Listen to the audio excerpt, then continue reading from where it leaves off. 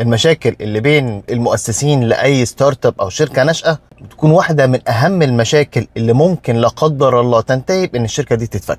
في أبحاث بتأكد إن أكتر من 65% من الشركات الناشئة بتفشل بس بسبب التوترات الشخصية ما بين الفريق المؤسس. امبارح اتكلمنا في ريل إزاي نقسم الحصص بتاعة شركتنا الناشئة من بسم الله الرحمن الرحيم هنبتدي، علشان نتلافى أي نوع من أنواع الخناقات بيننا وبين بعض، مين حصته قد إيه من الشركة مقارنة بالشغل اللي بيعمله. النهاردة بقى هكلمكم عن بودكاست بيركز على المشاكل الشخصية ما بين الفاوندرز.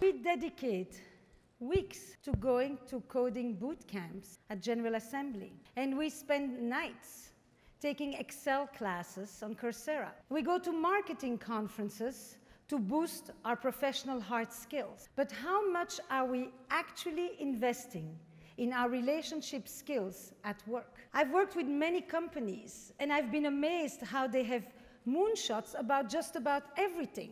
إستر بيرل المفروض إنها معالجة للأزواج، عندها محاضرات وكتب عن الرومانسية، الخيانة الزوجية، العلاقات الحميمة، الفقد وكده. إلا إنها لقت كده بلو أوشن كده لطيف ما بين الفاوندرز بتوع شركات الناشئة. لقت إن العلاقة ما بينهم بشكل أو بآخر شبه الكابلز، إن هم عايشين طول الوقت مع بعض، مشاكلهم نفس المشاكل، بيواجهوا نفس الصعوبات وعندهم نفس الحلم، وبالتبعية حتى المشاكل الشخصية اللي بينهم بتبقى نوعا ما شكل الكابلز. وقامت عاملة بودكاست اسمه هاوز وورك، بصراحة عامل شغل هايل. قبل ما نكمل، نعم إستر يهودية الديانة، لكنها رفضت انها تنحاز لأي اتجاهات سياسية او انها تعلق عن كل الكونفليكت اللي بيحصل حاليا. مركزة في شغلها ومالهاش دعوة بحد، وبالتبعية هي مش خصم لينا ونقدر نتكلم على شغلها بشكل عادي جدا. نرجع بقى لموضوعنا. الست إستر قالت لكم ايه؟ بما اننا نطمح الى الاصالة والانتماء، الثقة والتعاطف والشفافية في المكتب والمنزل،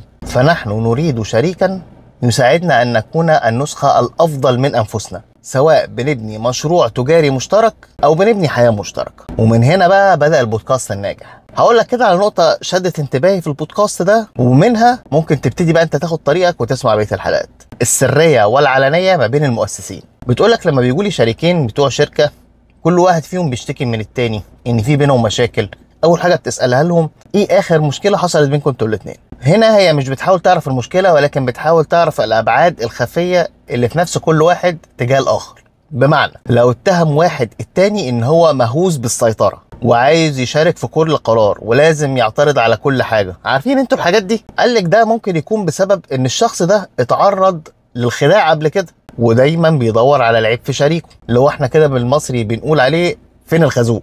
لما تقعد تسمع بقى البودكاست وهي بتشرح المشاكل اللي ممكن تحصل ما بين الاتنين وازاي نتلافاها، ومش لازم اتنين بس على فكرة، ممكن يكون مؤسسين اكتر من حد، فعلا هتساعدك في ان انت تتلافى الكثير من المشاكل اللي هي في الحقيقة ملهاش اي لازمة خالص ولا ليها اي علاقة بالشغل، ولكن ممكن تهد الشركة كلها من الف للياء. الموضوع ده اللي عاملين شركات او اللي دخلوا في ستارت ابس عارفينه كويس، مش رفاهية، دي فلوس مستثمرين ومستقبل عاملين في الشركة، ويمكن موردين وعملاء كتير كمان. البودكاست اسمه تاني هاوز وورك، اسمعوا منه حلقة حلقتين لو حاسين ان انتم عندكم اي مشاكل. وعلى فكرة الموضوع مش لازم يبقى عندك مشاكل، انت بالفعل محتاج ان انت تجهز نفسك من قبل ما يبقى في مشاكل عشان تحل المواضيع بدري بدري. واخر حاجة بقى، يا ريت كلنا نتعلم من الاستاذة إستر ان احنا ندور على بلو اوشن، على حتة في السوق فاضية نقدر نشتغل فيها براحتنا من غير ما يبقى فيه عليها زحمة كبيرة، فنقدر نتميز ونظهر قدام العميل بشكل احسن واسرع وافضل.